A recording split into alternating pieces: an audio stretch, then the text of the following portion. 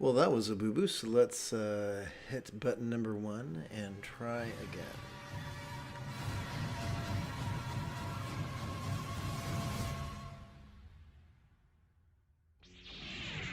Let's explore how Buddhist practices could help with schizophrenia. This morning's lesson is drawn from a good-hearted question found on Reddit. An individual wrote, "I'm learning as much as I can about Buddhism. I tell part of my story in the description and ask a question." So let's be respectful and sensitive with the grammar. I suffered from paranoid schizophrenia. It was true suffering at a magnitude I didn't know possible. I studied the disease as much as I could in the hospital. This helped me grasp reality, and eventually I recovered to around 90%. My daughter helped bring me back because I did not want to lose her. The individual wrote, "I'm drawn to Buddhism and appreciate the knowledge. What would you suggest I do in order to find the right interpretation of Buddhism?" This is a good place to begin.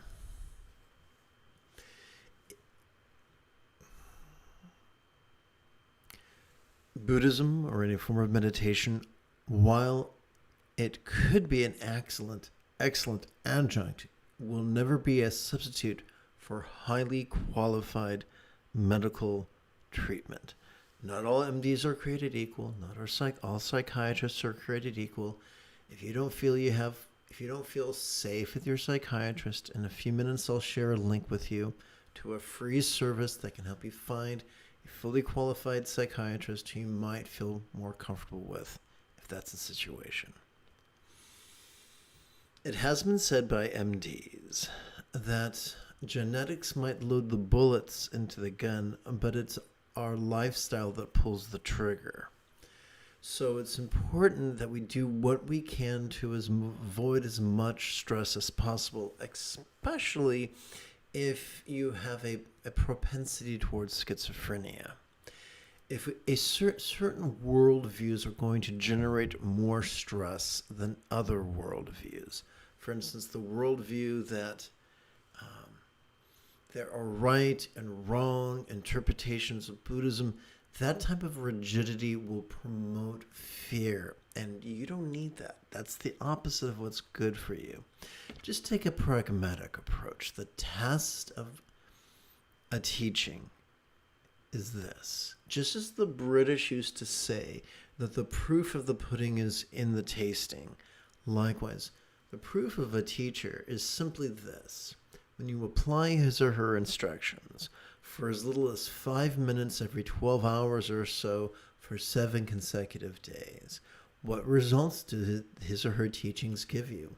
Do they increase your peace and your joy and your love, or do they reduce them? That's the only test.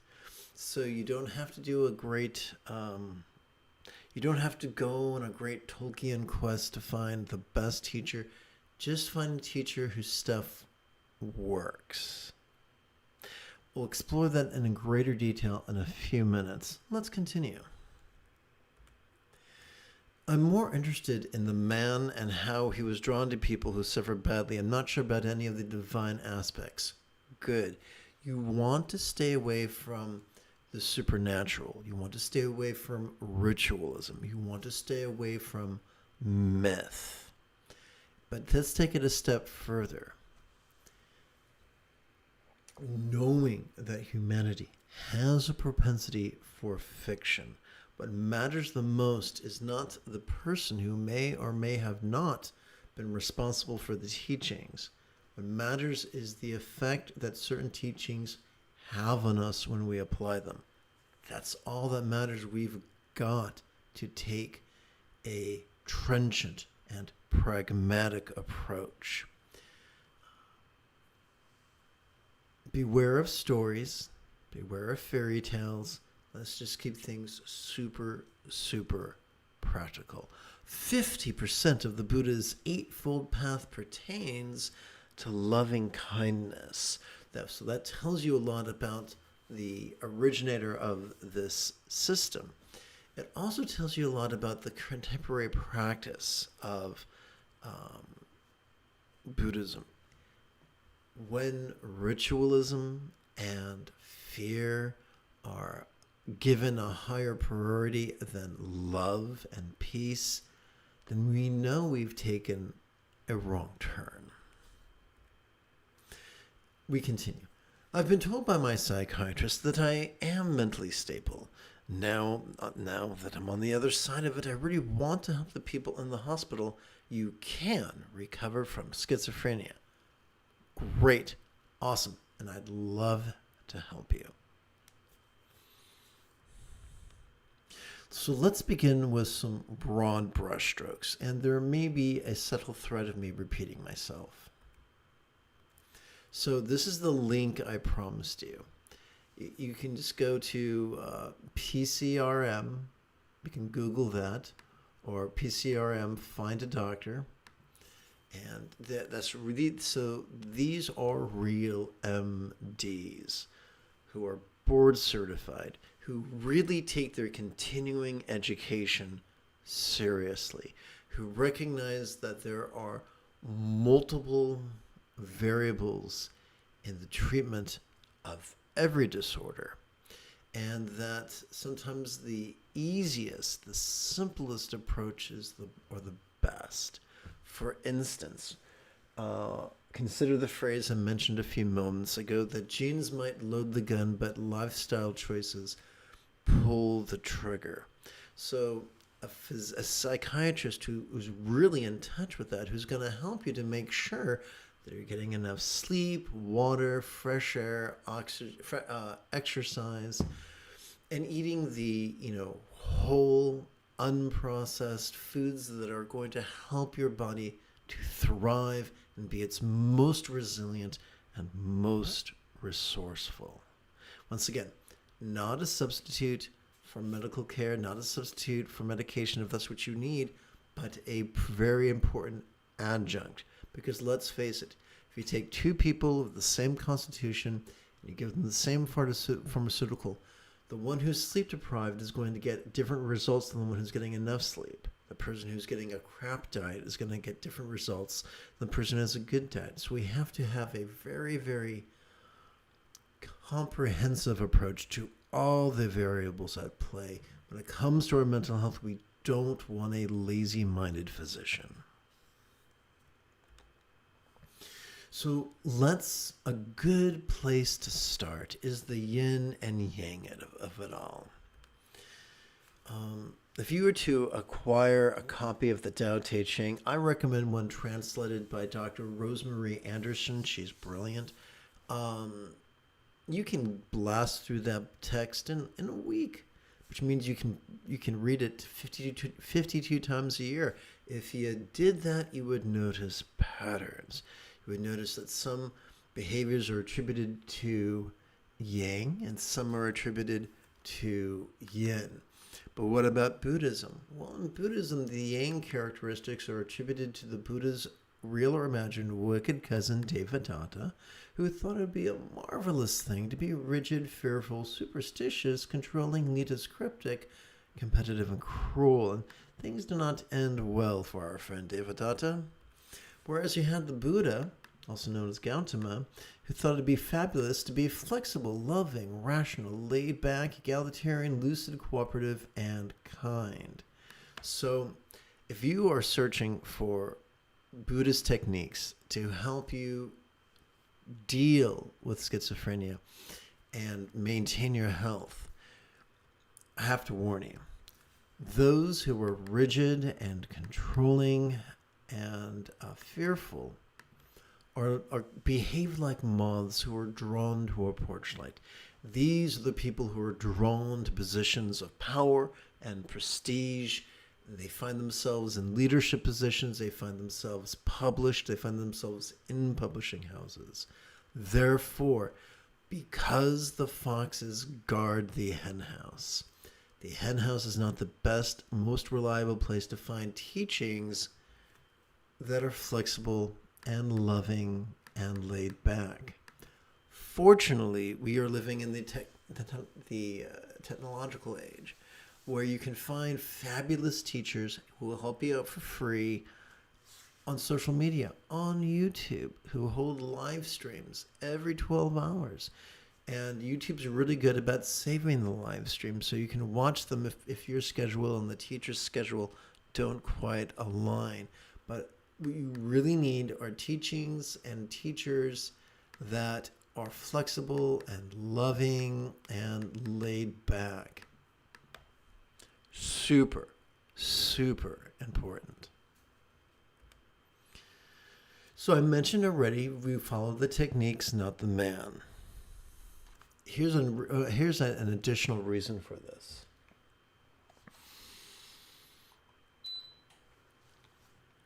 Consider, if you will, a calf.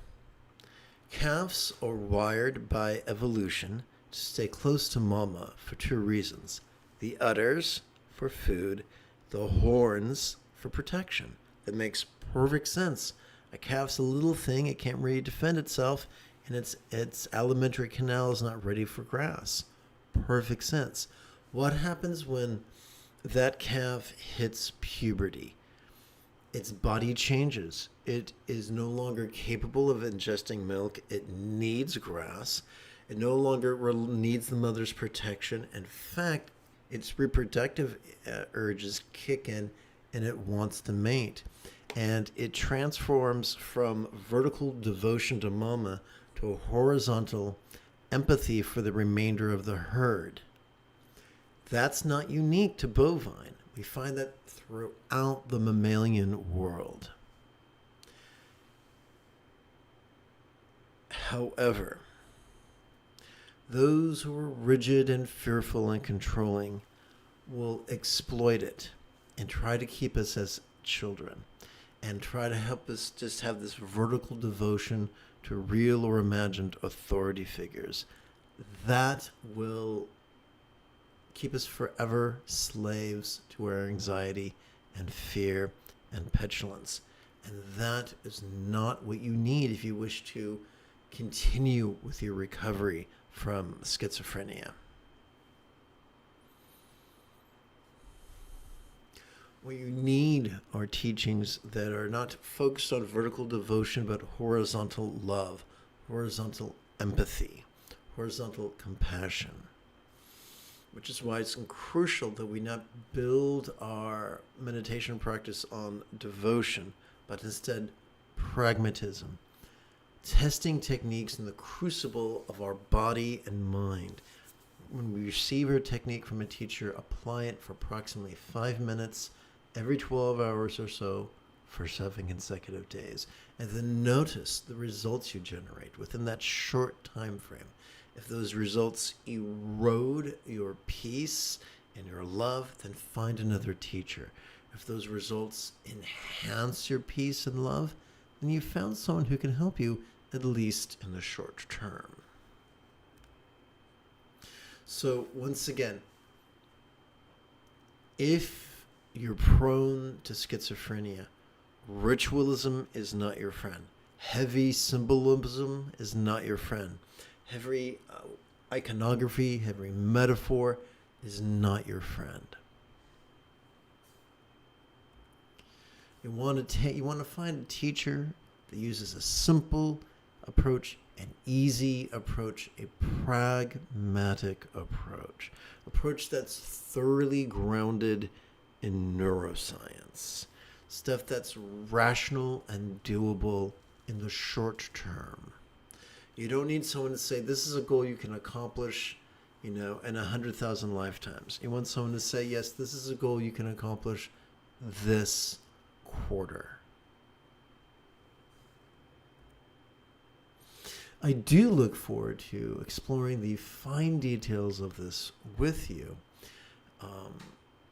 after approximately 30 seconds of housekeeping.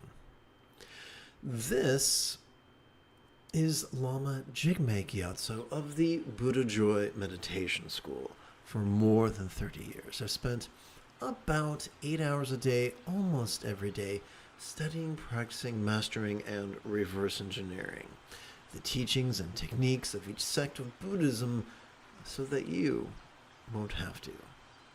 Welcome, my friends, to Meditate Like a Jedi, which is made possible due to the generosity of viewers just like you. Let's turn our attention to one of my favorite practice texts, Love and Letting Go.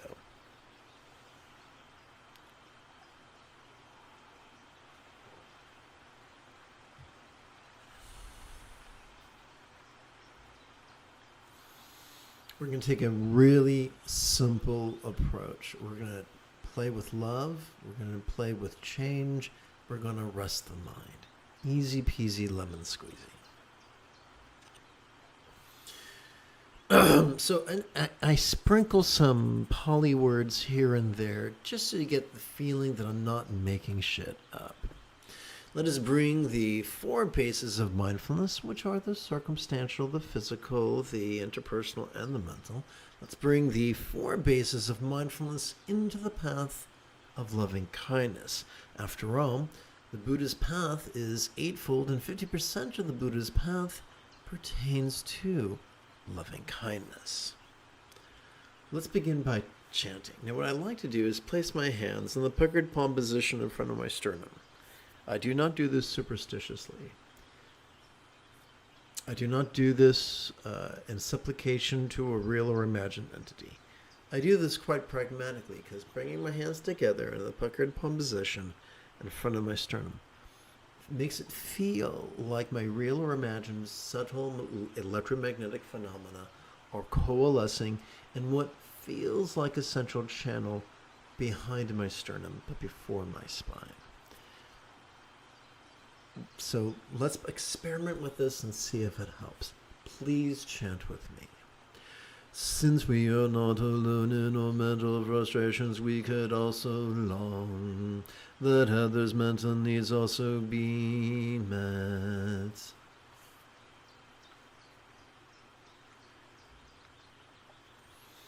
As we breathe in, we can silently and mentally recite wise. And as we exhale, we can silently and mentally recite all. So this recitation is silent and mental and passive. We are not actively striving to visualize or emote or believe. We're simply playing with words within the context of that which we just chanted, in an effort to exercise the neural pathways responsible for empathy. Think of it this way. Imagine you have invited a friend over for lunch, and you've got a pot of lentils, and with your ladle, you're just serving him a delicious soup. So that's what we're doing with wisdom. What we're really doing is exercising our intention. Words lead intention, intention leads thought, thought leads energy, energy leads actions. Easy peasy lemon squeezy. Now what I'd like to do right now is play with this for 4 rounds. Let's pretend that a round is simply one inhalation followed by one exhalation. I invite you to practice Bengali crease counting. During our inhalation, we can advance the tip of our left thumb and allow it to come to rest upon our left little finger's lower set of creases, middle set of creases, higher set of creases, and then tip. So, if you wish, you may follow along with me as together we silently and mentally recite wise all. So, when we get angry, we can wish others ill. But it's also nice to know that we can use words to wish others well. And let's face it, humanity can use more wisdom.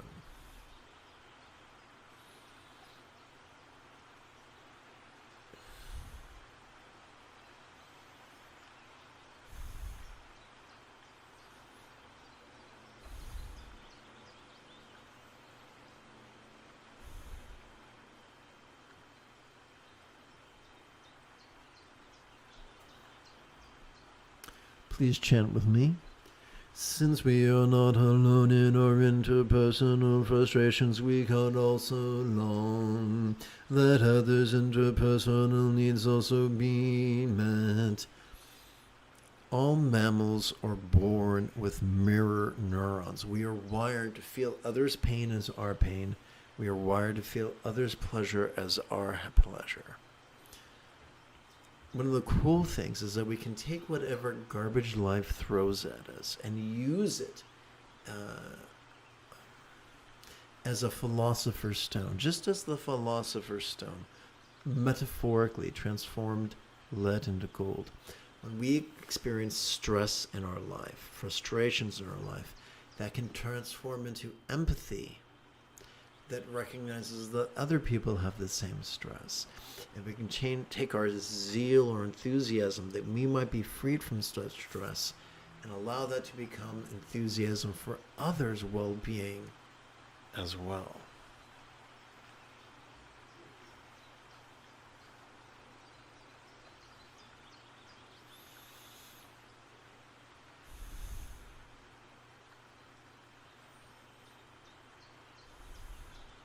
So we're just taking a very pragmatic approach, and there's nothing superficial. There's nothing supernatural going on. Very pragmatic.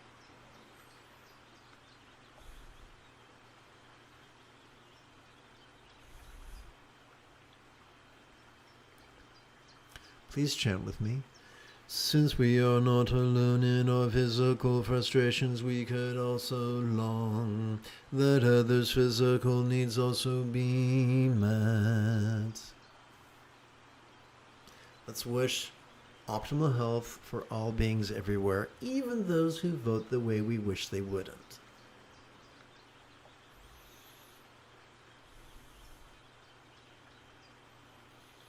So my thoughts go out to my aunt and my pal's dad and my neighbor, and two neighbors really.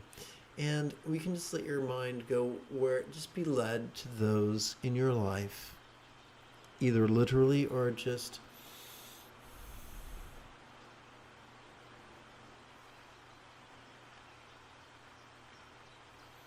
abstractly.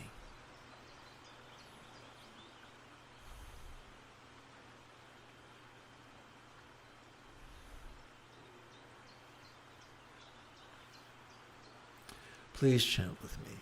Since we are not alone in our circumstantial frustrations, we could also long that other circumstantial needs also be met. So, circumstantial good fortune, we're using the one-syllable word boon as a synonym for circumstantial good fortune.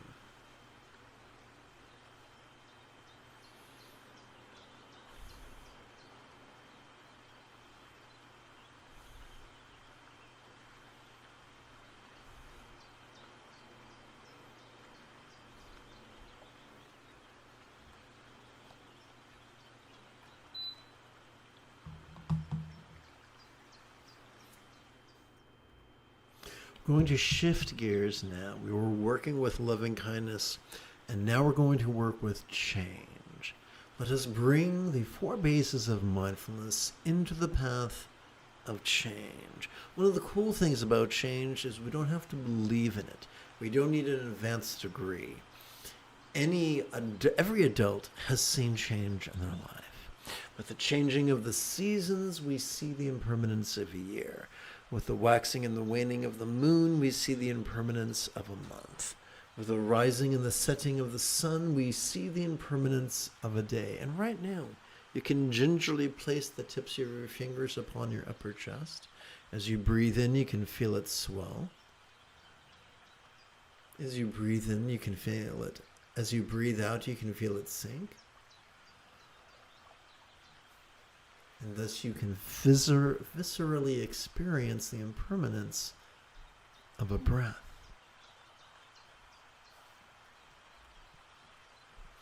Together, observing the coming and going of circumstantial phenomena, help us to see that ever-changing one and all there is nothing permanent to grasp.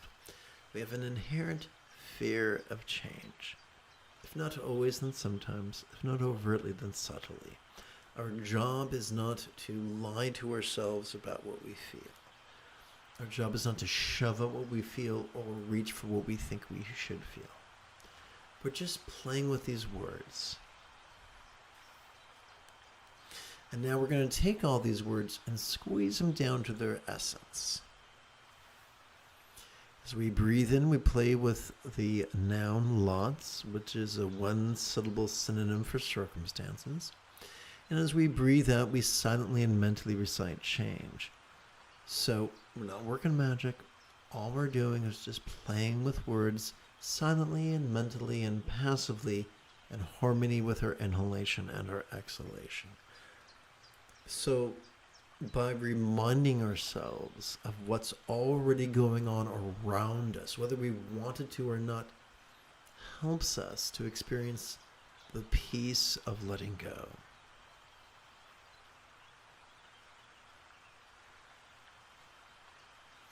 So you've seen me hold my hand up. I'm going to put just rest my hands in my lap. That's more ergonomically sound.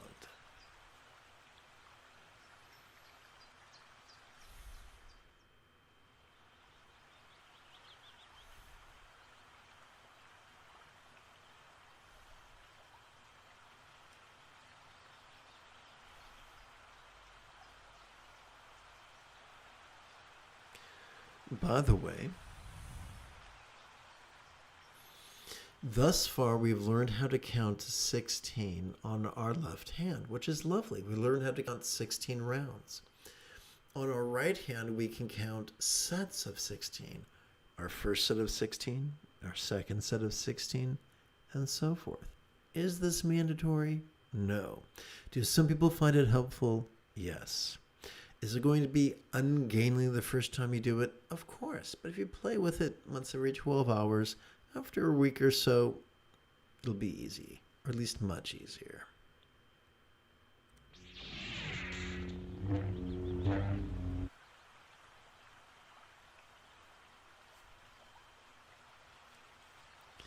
Please chant with me. Observing the coming and going of physical phenomena, help us to see that ever-changing one and all, there is nothing permanent to grasp. We're using forms as a synonym for body.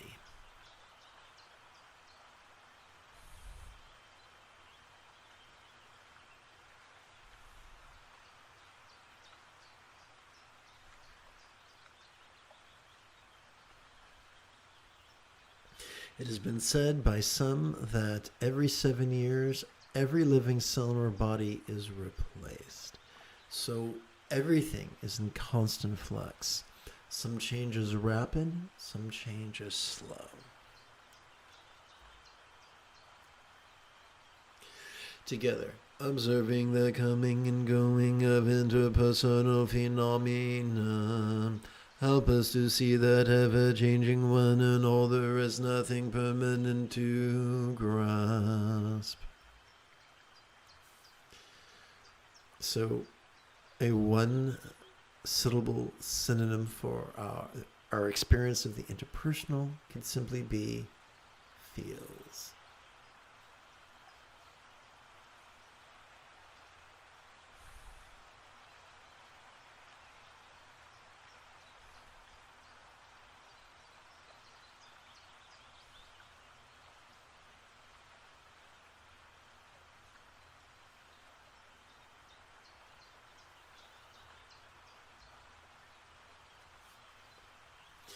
Observing the coming and going of mental phenomena, help us to see that ever-changing one and all, there is nothing permanent to grasp.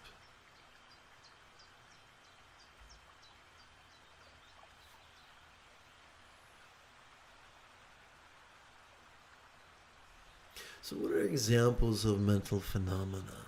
Perception, emotion, intention, thoughts, memory, and imagination.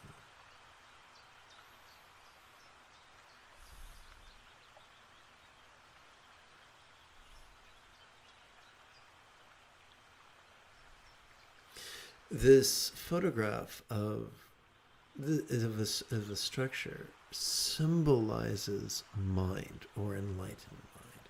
In some parts of the world, this thing is called the stupa, and that's what it represents.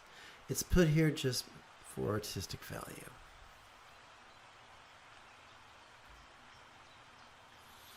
And now that we're all warmed up, let's bring whatever we spontaneously notice into the path of awareness and letting go. Every time we breathe in, whether we know it or not, whether we feel it or not, we are accessing our sympathetic nervous system, ensconced within the thoracic region of our spinal cord, regardless of the artistic license that the graphic designer brought to bear.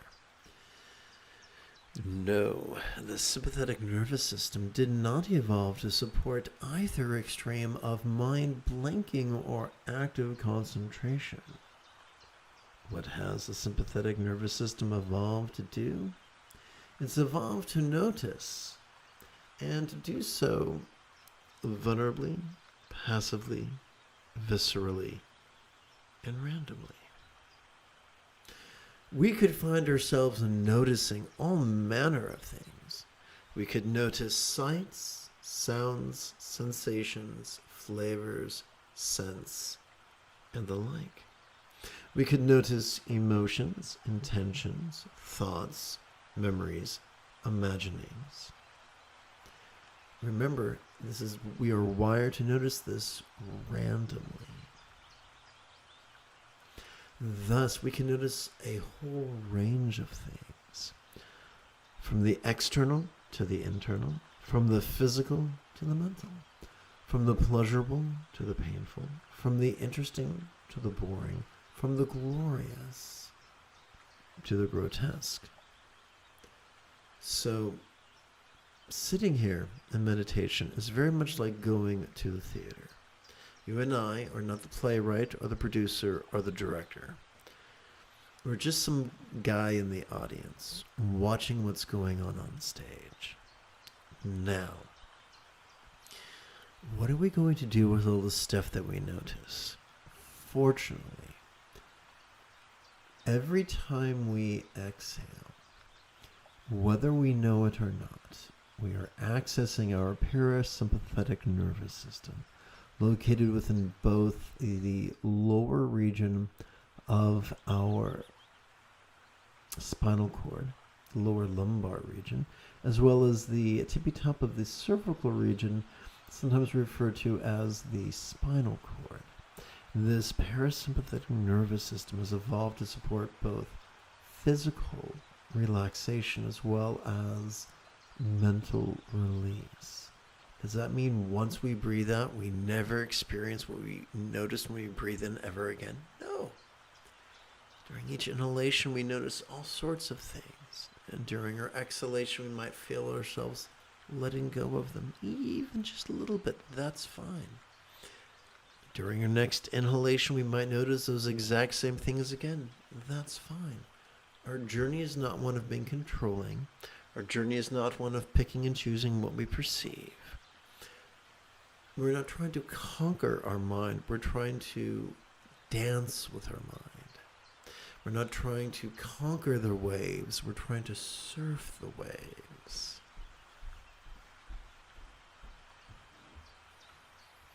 So as we inhale, we can silently and mentally recite the demonstrative pronoun this, thus facilitating the perception that is the key to mindfulness.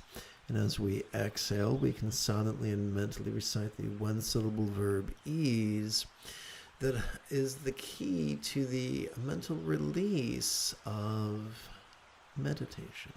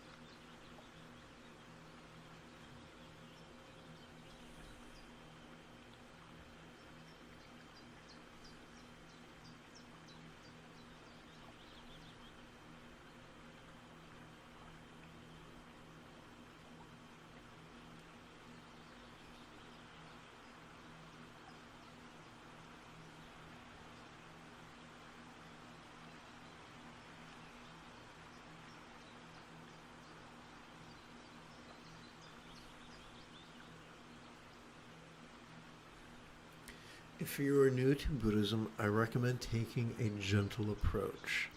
Start off 5 minutes every 12 hours the first week, 10 minutes every 12 hours the second week, 15 minutes every 12 hours the third week, 20 minutes every 12 hours the fourth week. By the conclusion of the 15th week, you could have grown comfortable with sitting 75 minutes every 12 hours, which would give you 15 minutes for a lesson, 60 minutes for practice. This could really help you. A gentle approach to this goal could really, really help make your life more manageable.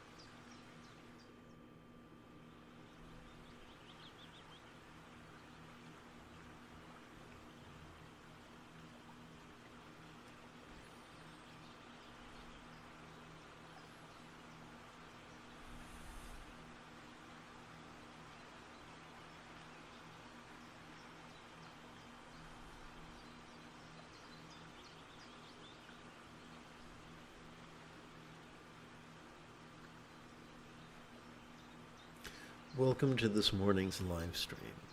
The moment you have a specific question about Buddhist chanting, Buddhist meditation, Buddhist philosophy, or how to apply them, please type your question in great detail in the chat window.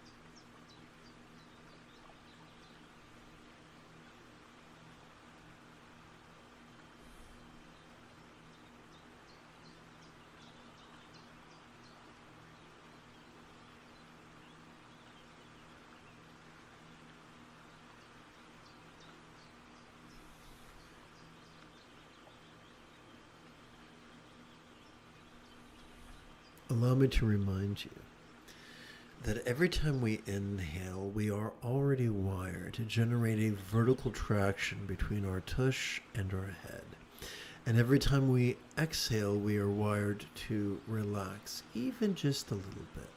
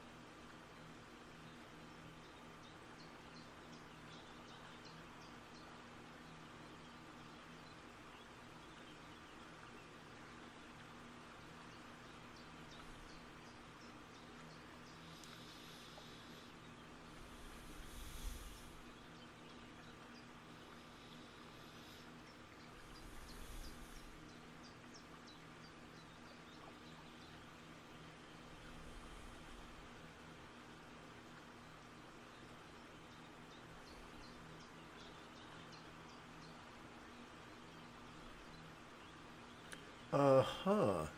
I see some questions. So what I think I'll do is tap button 8. Okay, so good morning, Patricia. Good morning, Lama Jigme. A question. I know that focusing isn't the way to meditation, but lately I have noticed a soft focusing going on when I meditate. Thoughts come and go. I notice and I let go, but there is still that soft focus, like looking at a sunset. If that could make sense. Okay, so there's a difference between focus and awareness.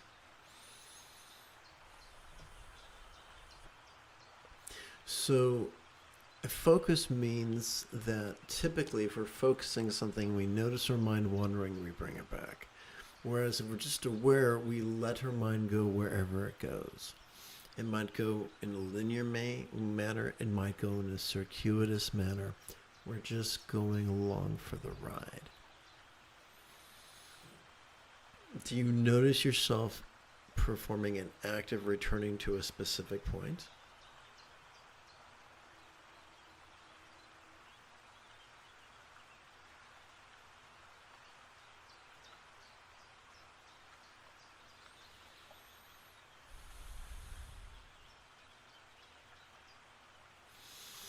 Well, here's your rule of thumb. Mindfulness is the opposite of ignoring. So whatever happens, we notice it. We just play with the label this as we breathe in, and we notice it.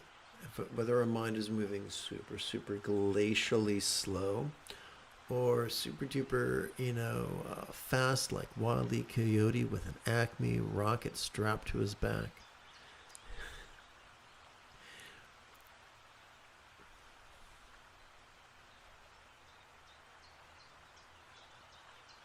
So it's not our job. So we might find ourselves passively analyzing what's going on. That's normal. Mind is wired to not only perceive and emote and intend, but also reason and recall and imagine.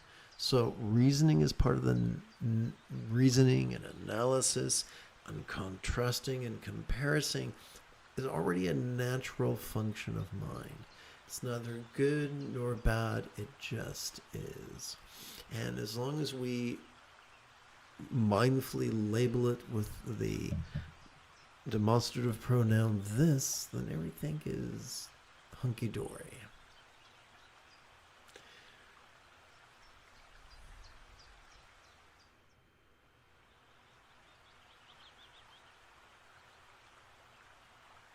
Great. And so you don't even have to let it go. You're already, well, let's push another button here real quick. I'm going to hit button 9. So you're already wired to notice as you breathe in. So as you breathe in, you're just not fighting the noticing. You're letting the noticing happen. As you breathe out, you're already wired to relax, either dramatically or subtly. That's fine.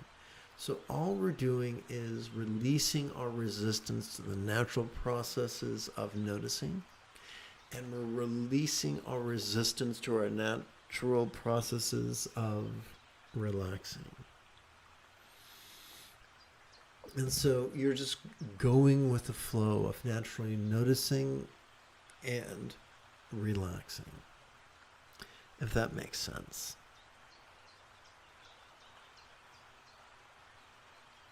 By the way, great question, Pat.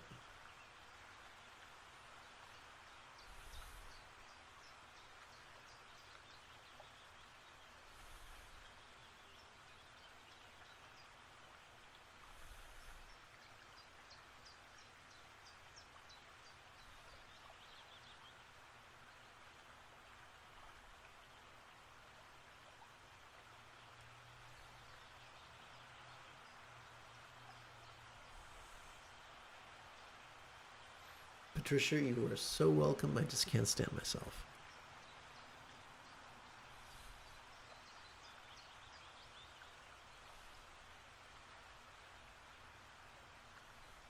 The next time you speak to your dashing son, Jonathan, please give him my love.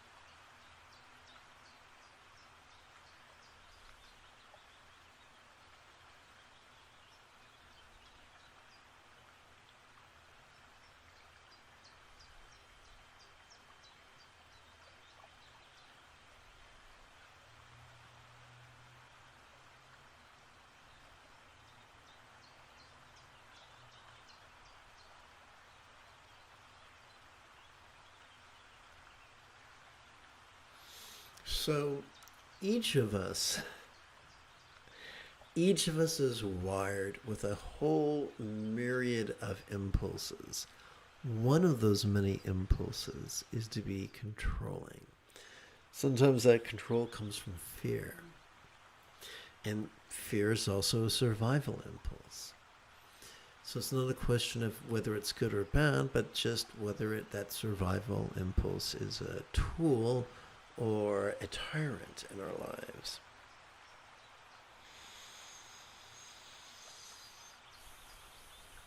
Now, as a vegan, I find the phrase, the simile from the Tao Te Ching troubling that says, ruling a town is like cooking a small fish. If you disturb it too much, it falls apart. So, similarly, we can be that way with our mind. Is my mind moving too slowly? Is it moving too quickly? How can I adjust my mind? How can I optimize my experience? We all have those controlling impulses. What separates the men from the boys and the women from the girls is simply an awareness of when we're being controlling or frightened, and an enthusiasm to surf our experience, noticing and accepting. And you might say, I don't feel accepting. I feel angry. For my controlling tendencies are beneath me. I am better than that. Well, great. Then as you breathe in, you might feel resistance. Then you can accept the resistance, which is deliciously ironic.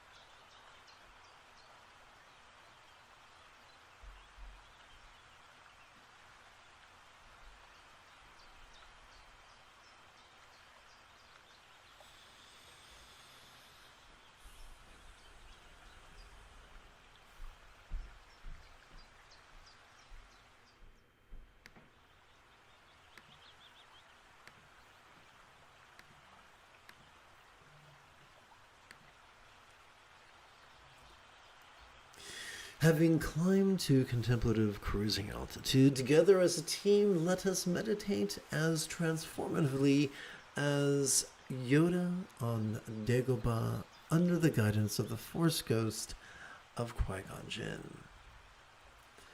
Please chant with me. Since we are not alone in our mental frustrations, I could also long that others' mental needs also be met. Ooh, a question from Pat, or a statement from Pat. Let's see what's up. As Jesus said to, what's his face? What's up? Let's see. There we go.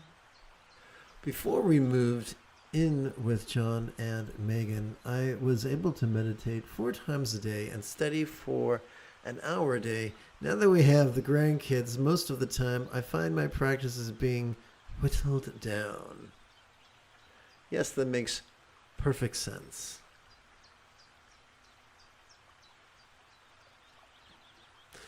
To twice a day, usually in the morning and late in the evening. That's perfectly fine. I promise not to judge you much, hardly at all, not so that you notice. That's great. You practice twice a day, every day, Patricia. Before you know it, you will be the enlightened one of Texas. Are you still in San Antonio?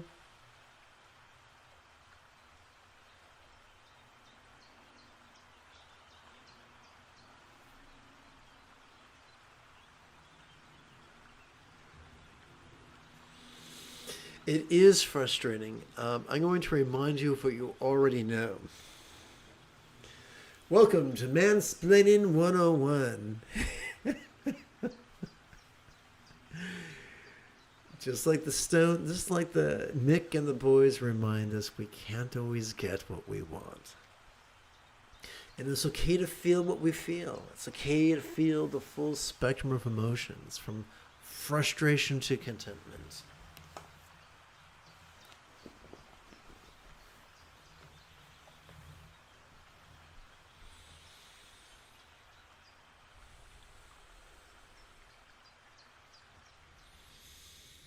So you're allowed to feel what you feel.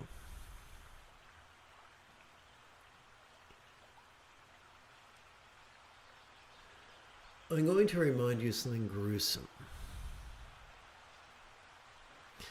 Not only is death an inevitability, it is also an uncertainty. We don't know when it'll happen. Patricia, you might be around. You might be from Methuselah. You might be Methuselah Snodgrass. You might be around for multiple decades.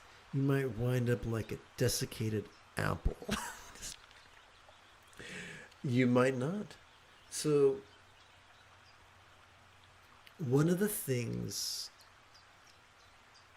that helps is recognizing that while we're waiting for things to be just so, we could draw our final breath. Or as they say, as the Python boys say, our terminal breath. What's that from? Life of Brian? So, you're allowed to feel what you feel, and notice and relax and surf what you feel.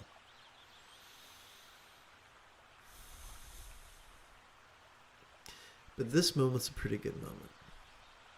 It's always fun to hang out with you, Pat.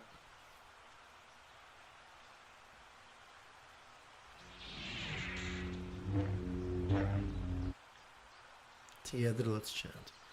Since we are not alone in our mental frustrations, we could also long that others' mental needs also be met. Yes, and not getting to meditate as much as we like might be a mental frustration or circumstantial frustration, or perhaps both.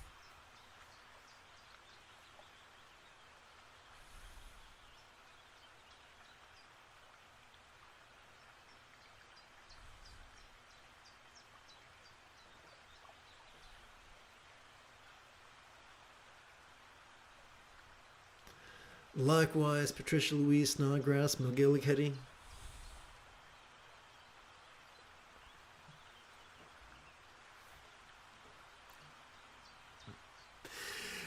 Since we are not alone in our interpersonal frustrations, we could also long that others' interpersonal needs also be met.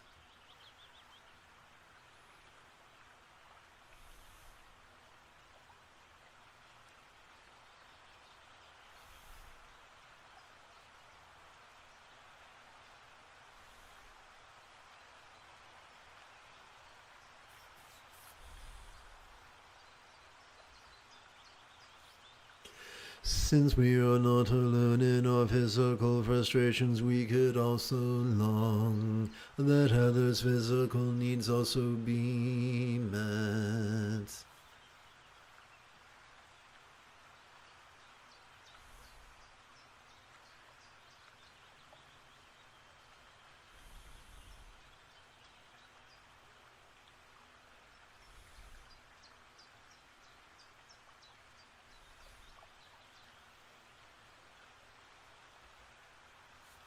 Since we are not alone in our circumstantial frustrations, we could also long that other circumstantial needs also be met.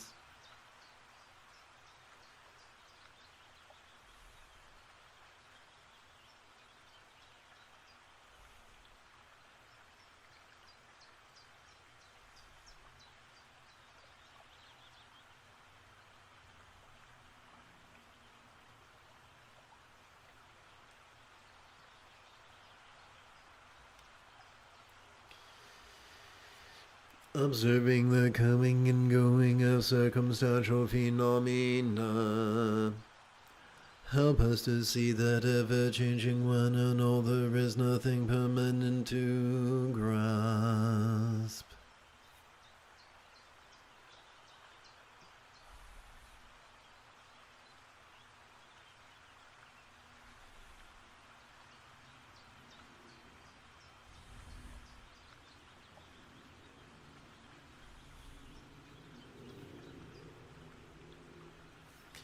Observing the coming and going of physical phenomena, help us to see that ever-changing one and all there is nothing permanent to grasp.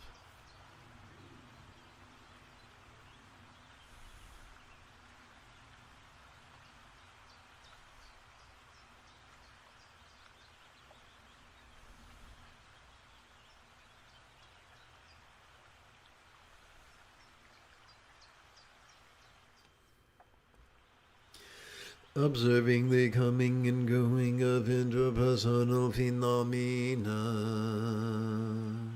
help us to see that ever-changing one and all there is nothing permanent to grasp.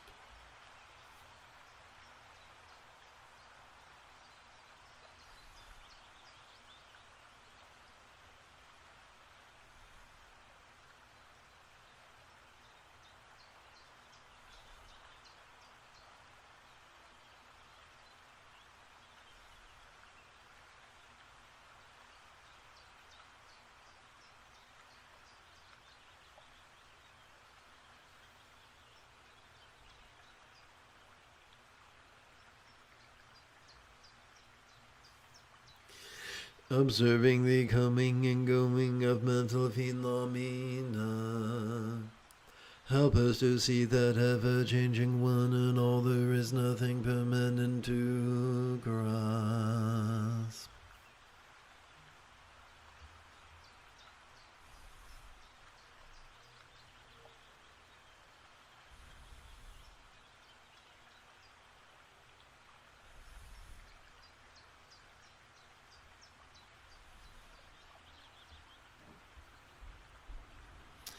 And now let us bring whatever we spontaneously notice over the next 9 minutes or so into the path of awareness and letting go.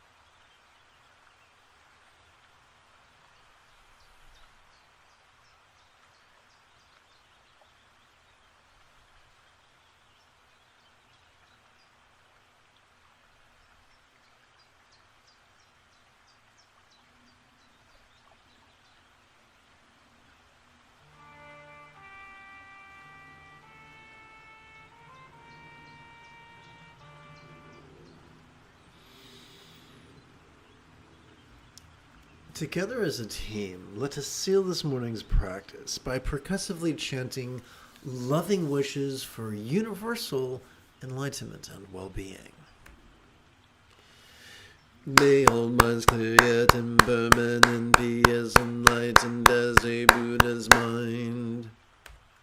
May all experiences of the interpersonal resounding yet impermanent be as loving as a Buddha's speech. May all bodies sensual yet impermanent be as beautifully healthy as a real or imagined Deva's form. May all circumstances appearing yet impermanent be as safe and abundant as a real or imagined Devi's land.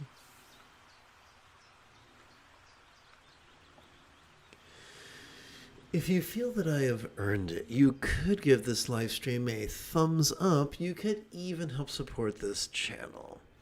In approximately 10 2/3 hours, I would very much like to return to lead today's evening meditation class and group practice. And if you are as geeky as me, may the Force be with you always. Thank you, Patricia. You too.